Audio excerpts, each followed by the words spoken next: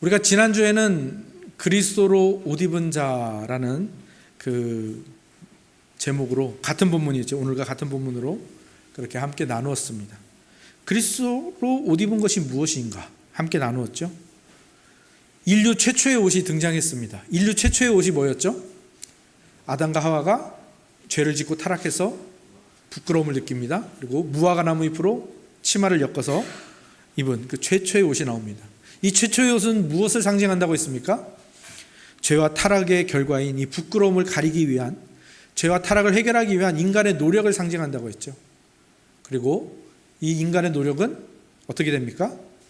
무화과 나뭇잎이 마르고 갈라지고 비틀어지고 바스러져서 사라지듯이 인간의 노력은 아무 소용이 없는 거죠.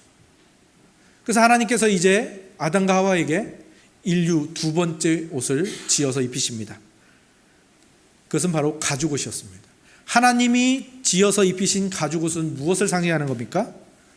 이것은 인류의 죄와 타락, 그로 인한 결과를 가릴 수 있는 것이 등장한 겁니다. 영원히 가릴 수 있고 영원히 덮을 수 있고 영원히 해결할 수 있는 예수 그리스도의 대속의 죽으심, 그것을 상징하는 것이죠. 그래서 우리는 이제 그 인간의 노력으로 옷 입은 자가 아니라 예수 그리스도로 옷 입은 자가 되었습니다. 그런데 우리는 자주 이 예수 그리스도 옷 입은 것을 벗어버리려고 하고요, 다시 무화과 나무 잎으로 옷을 해 입으려고 한다고 했죠.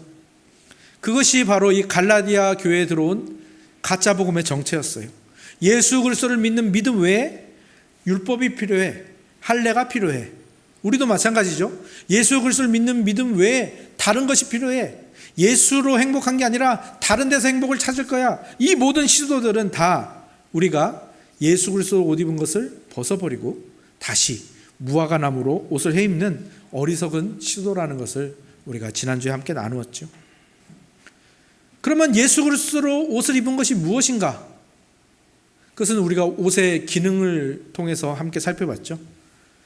예수 그리스도로 옷을 입었다라는 것은 제복이나 유니폼을 입듯이, 제복과 유니폼에는 뭐가 나타납니까? 그 사람의 소속과 그 사람의 그 정체성이 드러나죠. 그것이 우리가 예수 그리스도로 옷 입었다라는 뜻입니다. 예수 그리스도께 우리의 소속이 있고 예수 그리스도께 우리의 새로운 정체성이 있다라는 것, 그리고 옷은 우리가 가장 가까운 곳에 있고 우리를 보호해 주는 것처럼 우리는 예수 그리스도와 가장 가까운 존재가 되었고 예수 그리스도의 영원한 보호를 받는 존재가 되었다라는 것이 예수 그리스도로 옷 입었다라는 의미였죠. 그리고 옷이 사람을 이렇게 어느 정도 통제하고 그 옷 안에 사람이 맞춰져 가듯이 이 그리스도라는 옷을 입은 것은 그리스도라는 이 아름다운 성품에 우리가 맞춰져 가는, 그 안에서 그리스도를 닮아가는 그 의미도 있었죠. 그리고 마지막 네 번째 의미가 가장 중요한 거였죠. 아름다움입니다. 옷을 우리가 아름답기 위하여 입지 않습니까? 그것처럼 그리스도로 옷을 입었다라는 것은 이제 하나님이 우리를 어떻게 보시냐면 저 나쁜 죄 지은 놈, 더럽게 죄에 오염된 놈, 이렇게 보는 것이 아니라 우리가 입은 그리스도, 그 그리스도만큼 아름다운 존재로 우리를 바라보시고 그렇게 우리를 받아주시고 여겨주신다라는 그 뜻이라고 했죠. 그것이 바로 그리스도로 옷 입는다라는 뜻이고요. 그리고 그것이 오늘 본문 26절을 또 가리킵니다. 26절을 같이 한번 읽어볼까요? 26절입니다. 함께 읽죠. 시작. 너희가 다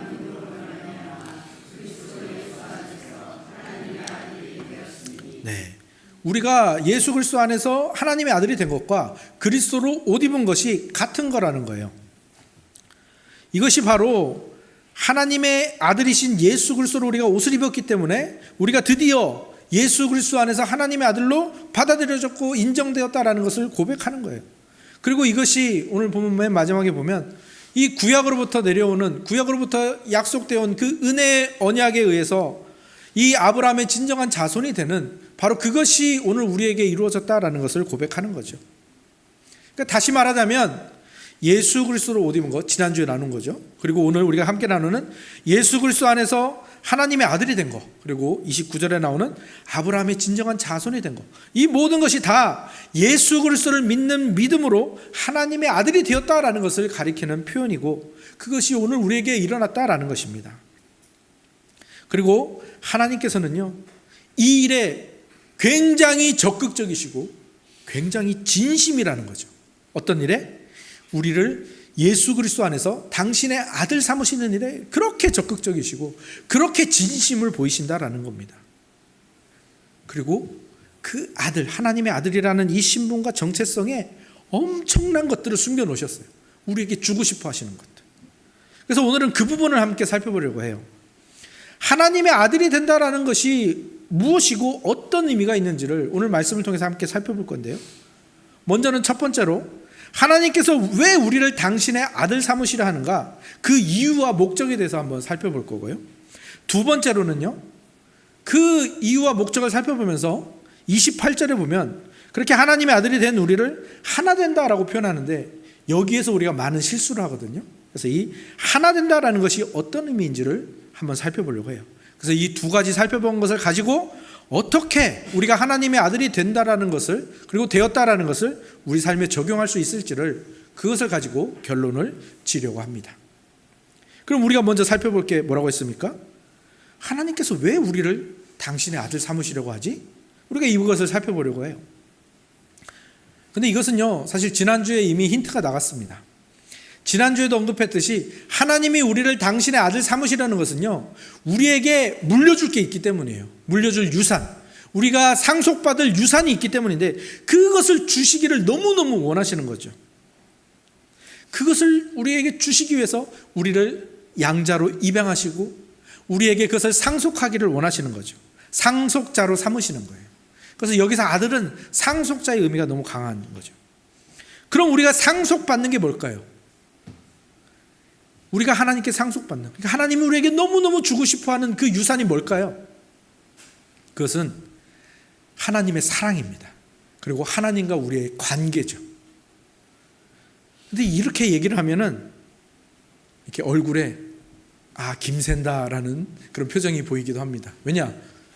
우리는 이 하나님의 사랑, 하나님과의 관계가 너무 당연해서, 지금 너무 당연하니까 이게 그렇게 크고 귀한 것으로 여겨지지가 않는 거죠. 근데 하나님의 사랑, 하나님과의 관계, 이것보다 중요한 건 없습니다. 이것보다 귀한 건 없어요.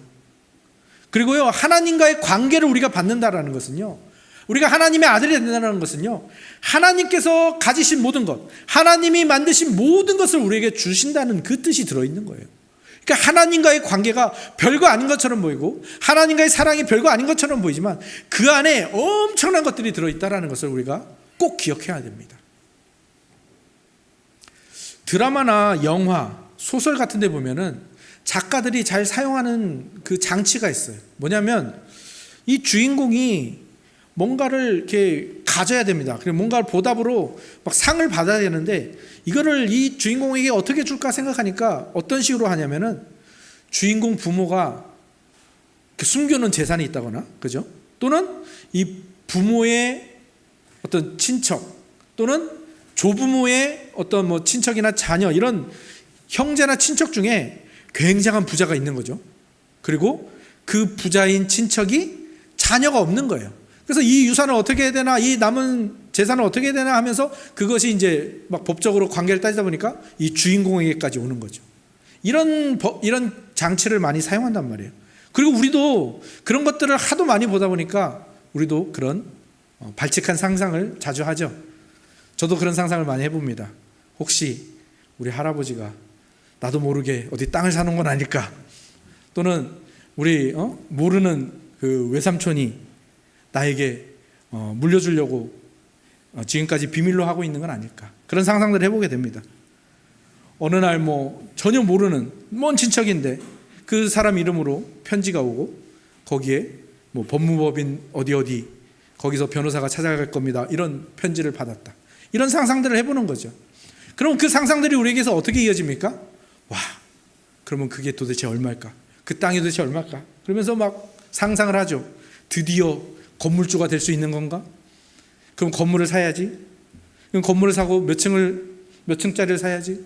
그러면 1층, 2층, 3층은 당연히 교회로 하나님께 드리고 선한 사업을 위해서 써야지. 나머지는 월세를 받아서 여생을 편하게 보내겠다. 저만 이런 상상 해봤나요? 여러분들은 안 해보셨는지. 그런데 우리가 그런 상상을 할 때도 굉장히 제한되어 있죠.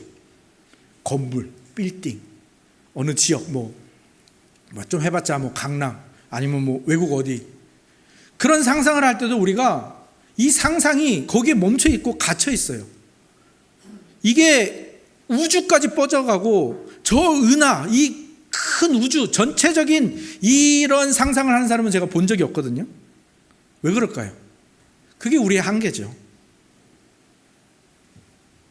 그런데 우리가 복음을 제대로 믿지 못하는 이유, 그리고 복음을 제대로 받아들이지 못하는 이유, 그리고 우리가 복음을 받았는데 우리의 신앙의 발전이 더딘 이유, 그리고 복음으로 행복해야 됩니다라고 했을 때 그 복음으로 행복한 게 잘 와닿지 않는 이유, 그게 다 바로 우리가 그렇게 복음과 복음에 담긴 축복을 제한해 놓기 때문이에요.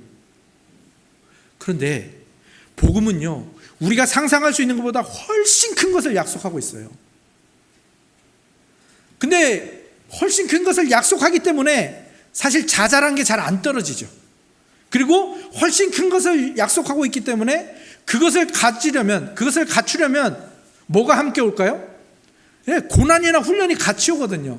그러니까 우리의 상상력이 그것 때문에 축소되고 제한되고, 그러다 보니까 이 성경이 약속하는 것을 우리가 현실적으로 실제적으로 받아들이는데 굉장히 힘겨워한다라는 거죠. 근데 성경이 약속하는 건요, 진짜 큰 거예요. 이 지구에 속해 있지 않습니다. 건물 몇 개 정도가 아닙니다. 우리가 속한 태양계만 해도 엄청나지 않습니까? 태양이 있고 태양 주변에 8개의 행성이 돌고 있는 이 태양계. 그런데요, 이것도 하나님이 말씀하시는 축복에는 작은 거예요. 은하가 있잖아요, 은하. 이 은하에는요, 이 태양계 같은 이런 시스템이 4천억 개가 모여 있다고 합니다. 그리고 이런 은하가 우리가 사는 이 우주, 이렇게 밝혀진 우주 안에 3조 개 정도가 있대요, 이 은하가. 그러니까 그 안에서 보면 태양계는 얼마나 작은 것이며, 그 태양계 안에 있는 지구는 얼마나 더 작은 것이며, 그 안에 있는 건물은 그냥 티끌 같은 거 아니겠습니까? 그러니까 하나님이 주고자 하시는 축복은 이만한 건데 우리는 그것을 자꾸 쪼개고 축소하고 제한해서 그거 없다고 징징대고 있는 것은 아닌지 우리 자신을 한번 돌아보아야 한다는 것이죠. 그러니까 하나님께서 우리를 아들 삼으시려는 것은 바로 이 모든 이 엄청난 유산을 우리에게 상속하게 하시려고, 우리를 그 상속자로 만들기 위한 것입니다. 그리고요, 하나님이 우리에게 그 아들과 상속자로 그렇게 여기시고 우리를 그렇게 부르신 것은요, 그 목적이 사실은 이 유산에도 있지 않아요.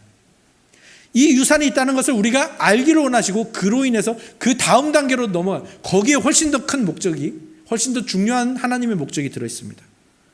생각해 보십시오. 여러분들이 오늘 우리가 천사나눔 헌금을 했잖아요. 그래서 아침에 천사나눔 헌금 해야지, 그래서 뭐 5만 원, 10만 원 여러분이 준비해서 막 교회를 왔다고 생각해 보세요. 그런데 교회 막상 도착해서 봉투에 넣으려고 보니까 그 5만 원, 10만 원이 안 보이는 거예요. 그럼 어떻게 되죠, 여러분? 여러분은 오늘 하루 종일 이 예배에 집중하지 못합니다. 그죠? 여러분의 모든 생각과 모든 그 사고는 어디에 향해 있을까요? 내가 어디서 흘렸지? 내가 어디에다 놨지? 집에다 놨나? 아마 여러분 예배 내내 그 생각에 빠져 있을 거예요. 그죠? 그런데 한번 이걸 상상해 보세요. 여러분의 통장 계좌에 아침에, 오늘 주일 아침에 누군가가 내년 대한민국 예산에 맞먹는, 대한민국 예산이 670 몇 조라는 것 같은데 하여튼 670조를 여러분 통장에 누가 싸줬다고 생각을 해보세요. 생각만 해도 입꼬리가 올라가죠. 그런데 그 670조가 아침에 들어왔어요. 근데 여러분이 아침에 교회 오다가 5만 원, 10만 원 잊어버렸어요. 그럼 이제 어떻게 되죠? 그 5만 원, 10만 원은 슬픔인가요? 여러분의 신경을 다 잡아먹는 어떤 것인가요? 여러분의 예배를 드리지 못하게 하는 방해꾼이 되나요? 아니요.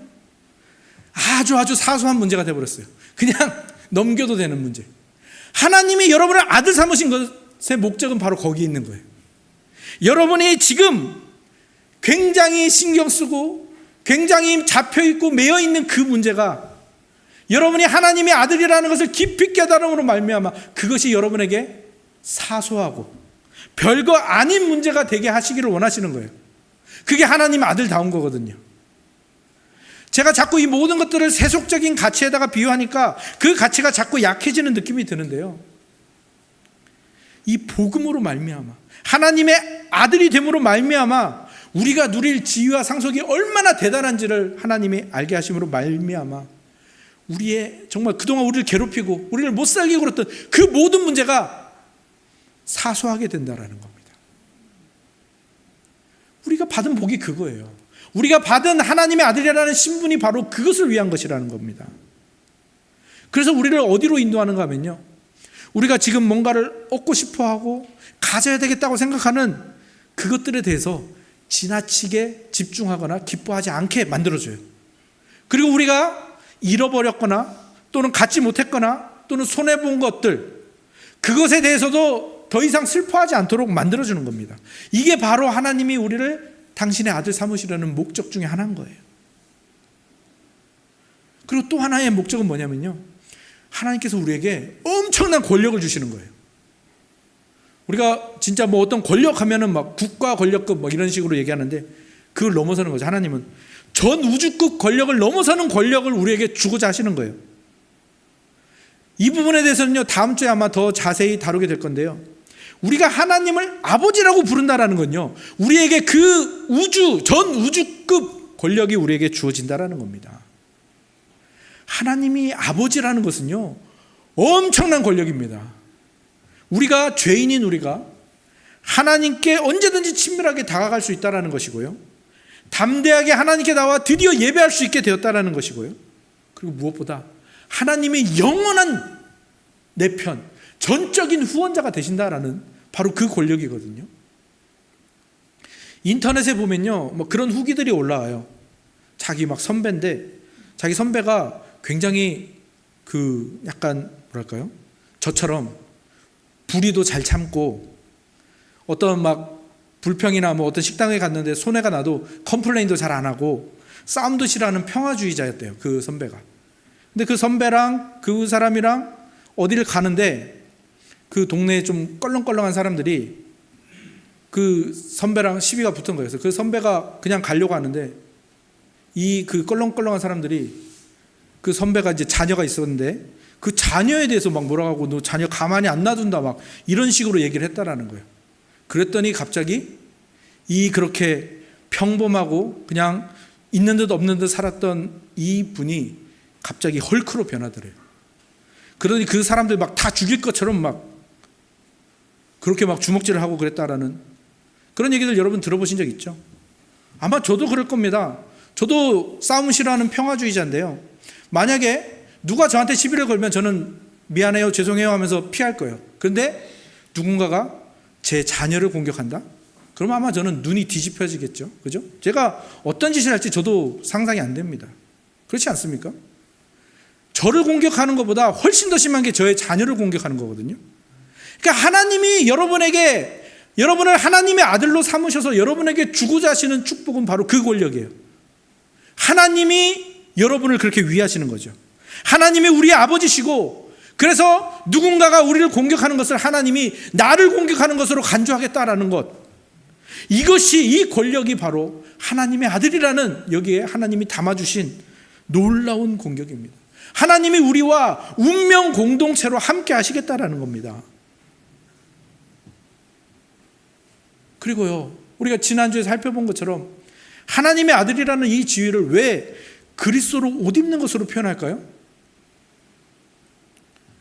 그것은 하나님께서 우리에게 주고자 하시는 이 놀라운, 정말 모든 문제를 사소하게 만드는 그 놀라운 유산과, 또 정말 어떤 위험과 어떤 공격도 별거 아닌 것으로 여길 수 있는 하나님이 내 편이고 하나님이 내 권력이 되어주시는 그 놀라운 축복들을 받은 것이, 이것이 왜 예수 그리스도로 옷 입는 것으로 표현됩니까? 그것은 하나님이 우리에게 주고자 하시는 이 유산, 하나님이 우리에게 주고자 하시는 이 권력이 절대로 흔들리거나 취소되거나 변하거나 없어지지 않는다는 것을 말하기 위해서입니다. 왜? 예수님이 영원 무한 불변하신 분이시니까요. 그래서 하나님께서는 우리에게 이 하나님의 아들이라는 놀라운 복을 주신과 동시에 이 새로운 정체성과 이 새로운 정체성이 변하지 않는 확신으로, 흔들리지 않는 안정감으로 우리에게 자리 잡기를 원하셔서 바로 그리스도로 옷 입는다라는 표현으로 이것을 표현하신 것이죠. 바로 이 지점에서 불신자와 우리 신자들의 차이가 극명하게 달라지는 거예요. 불신자들은 어떻습니까?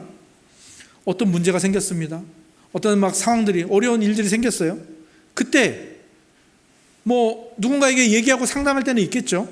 그런데 그 대상조차도 그 사람을 도와줄 수 없는 경우가 너무 많단 말이에요.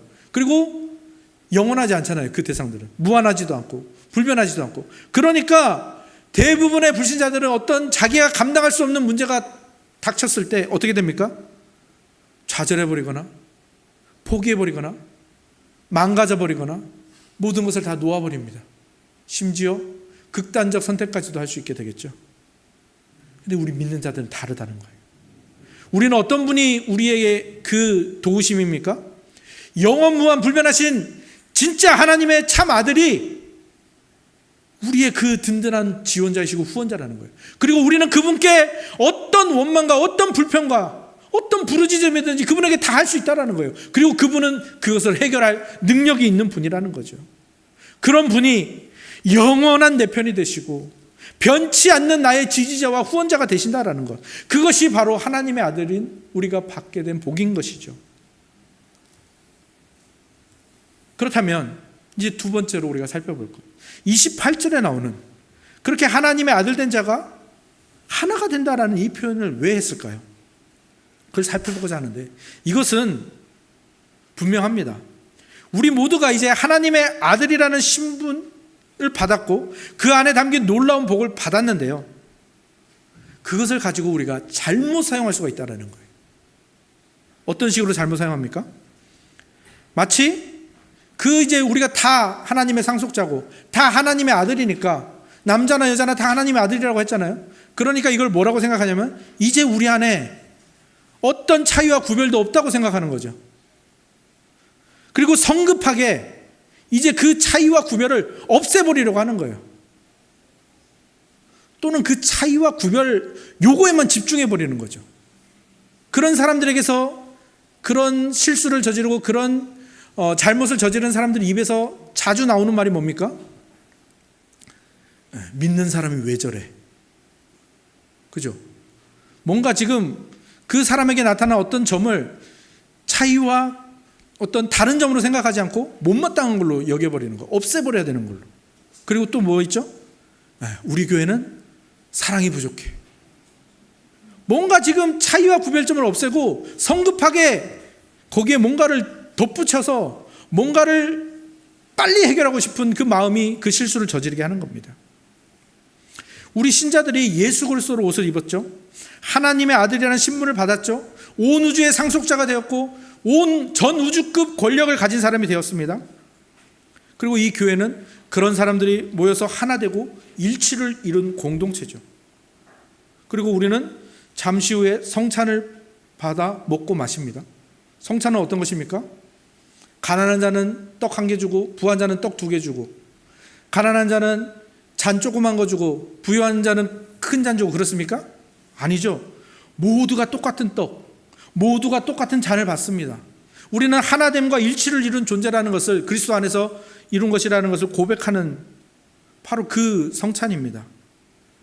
그렇게 하나됨과 일치를 이룬 교회입니다. 우리 모두가 그 하나됨을 이루었습니다. 하지만 그 안에 여전히 구별이나 차이점, 다른 점이 존재합니다. 그것이 금세 없어지지 않습니다. 쉽게 사라지지 않습니다.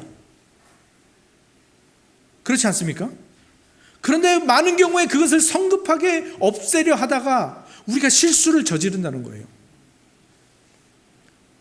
여러분, 디즈니라는 그 회사를 아시죠? 이 디즈니라는 회사가요, 굉장한 회사입니다.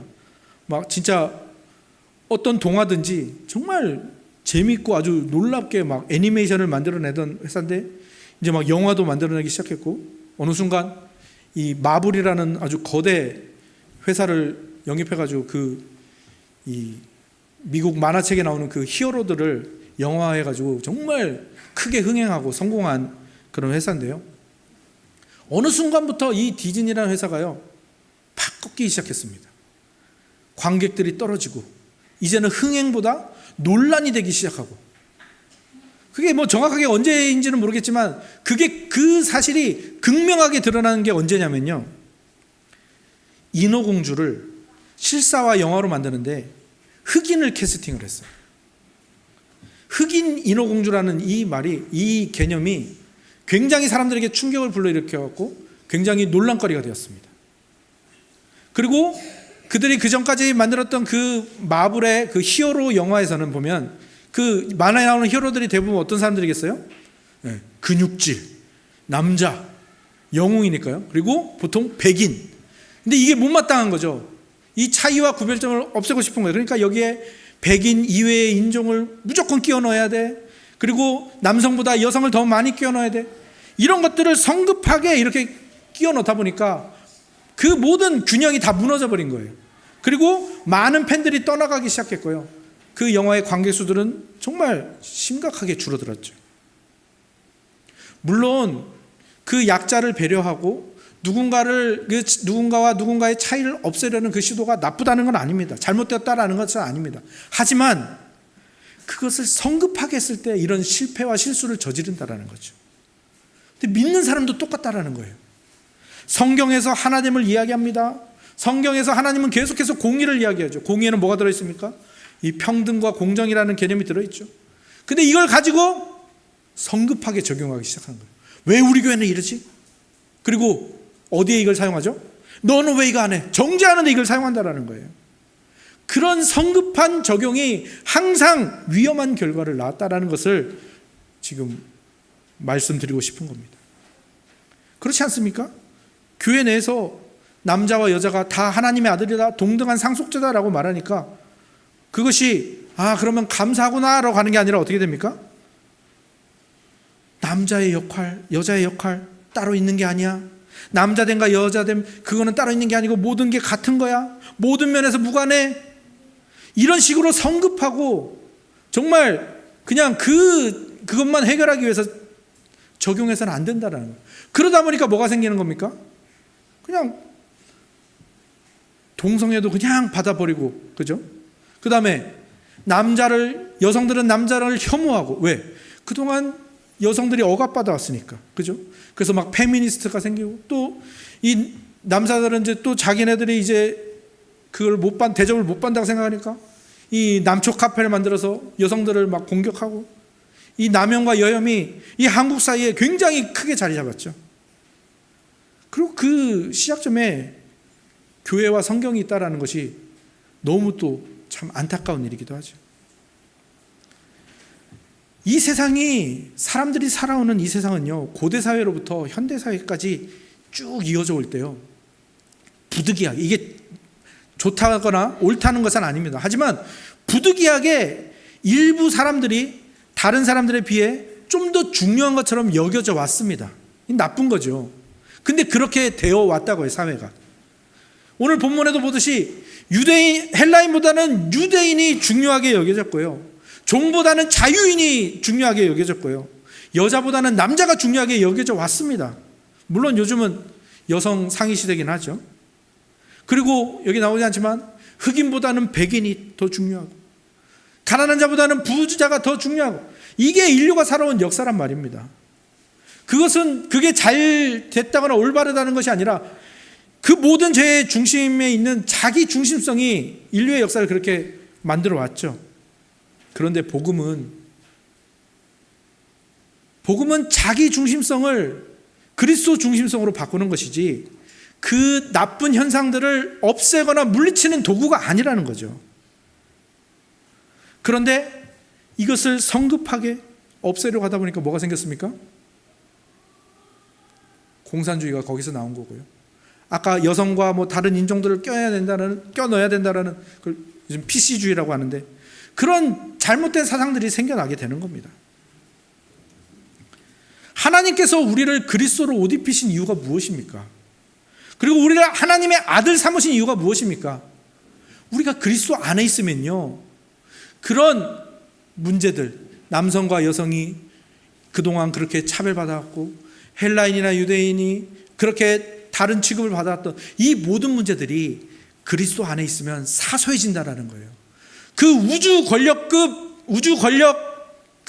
우주급 권력을 가진 사람에게는 이제 그것이 그다지 나를 화나게 하거나 나를 흥분하게 하거나 나를 슬프게 만드는 것이 되지 못한다라는 겁니다.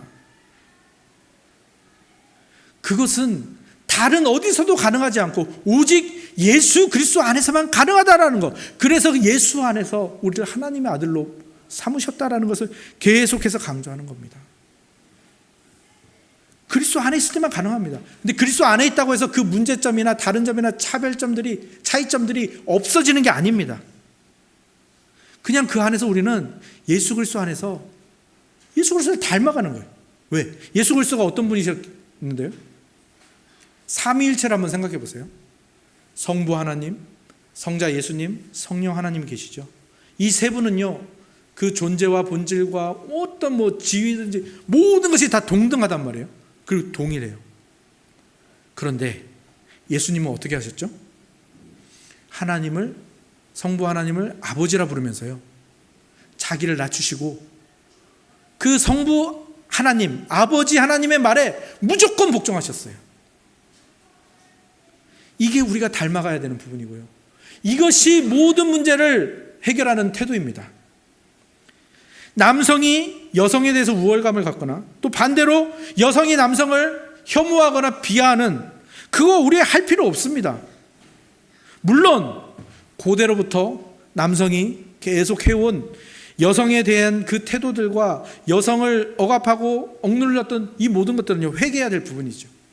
동시에 요즘처럼 남성을 그저 이 범죄자로 취급하고 남성을 그냥 혐오하는 이 여성들의 태도 또한 회개해야 될 부분입니다.